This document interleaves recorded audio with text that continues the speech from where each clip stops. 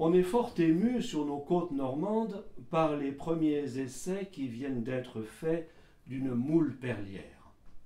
Il suffit, paraît-il, de placer une fausse perle à l'intérieur d'une moule pour que celle-ci, tout aussitôt surexcitée, sécrète en quelques semaines une petite perle fort jolie et qui rappelle à peu de choses près la perle de l'huître. Ce serait là une véritable fortune pour nos pêcheurs normands. Ajoutons même que dans les ports de guerre, les moules qui ont séjourné sur de vieilles coques en cuivre et qui sont dangereuses pour l'alimentation fournissent une perle dorée du plus bel Orient. À propos de ces moules perlières, rappelons une anecdote amusante. Lorsque le fait fut communiqué à l'Académie des sciences, une petite revue provinciale qui s'intitule modestement « Le relèvement de l'élevage » avait repris cette information d'une façon véritablement imprévue. Par suite sans doute d'une faute de transcription, le rédacteur agricole de cette revue avait compris qu'il s'agissait de poules merlières. Et vous voyez d'ici les développements imaginés par ce folliculaire départemental. D'après lui, la poule merlière, issue d'un croisement, sifflait comme le merle pour appeler ses petits, ce qui est plus gracieux que le caquettement habituel. Détail plus intéressant encore, elle pouvait siffler le chien de la ferme lorsqu'un renard s'apprêtait à dévaster le poulailler. Mais laissons là ces folies et parlons de choses sérieuses. Il convient de signaler dans le même ordre d'idées deux inventions nouvelles issues de la moule perlière, plus réelles celle-là que la poule merlière, et qui sont appelées, je crois, à faire quelques bruits. Il s'agit tout d'abord de la poule perlière, utilisée dès maintenant par les pêcheurs normands pour récolter les perles que l'on développe dans la coquille des moules. En quelques heures, les intelligents gallinacés, perchés sur les rochers, se saisissent des perles qu'ils aperçoivent dans les moules entr'ouvertes et qu'ils prennent naïvement pour de petits grains de mil. On peut ainsi, grâce à ces intelligentes bestioles, recueillir en une matinée des milliers de perles dont la main de l'homme chercherait vainement à s'emparer au cours de chasses fatigantes et fastidieuses.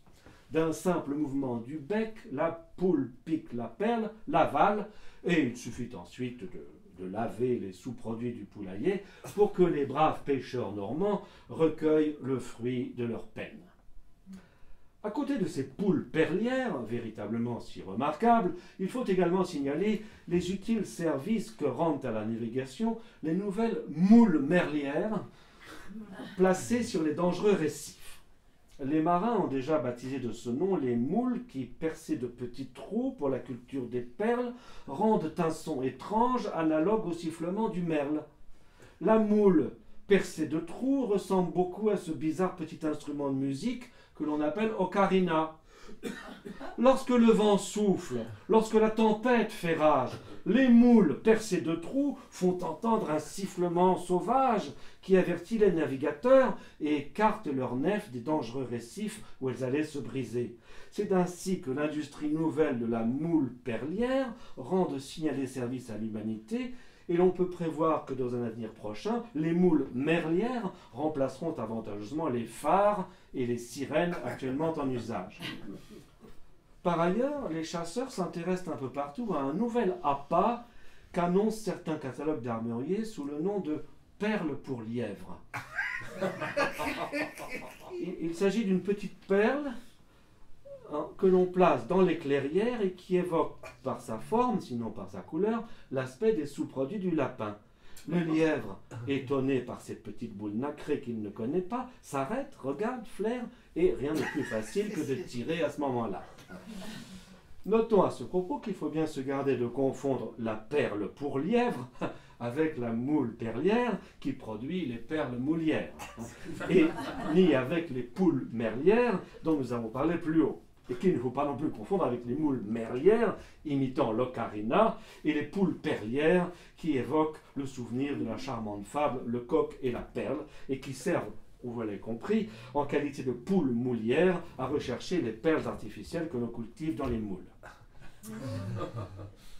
Ajoutons enfin que la même distinction s'impose avec les nouveaux merles pour lierre, qui sont utilisés par les agriculteurs pour détruire les lierres qui étouffent les arbrisseaux et que l'on fait passer d'un arbre à l'autre lorsque leur travail est terminé en leur lançant des projectiles inoffensifs d'un modèle spécial que l'on appelle les pierres molles pour merles.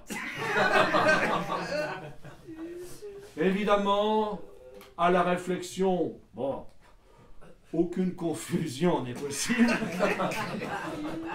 Mais un simple lapsus pourrait entraîner de regrettables erreurs. Ouais.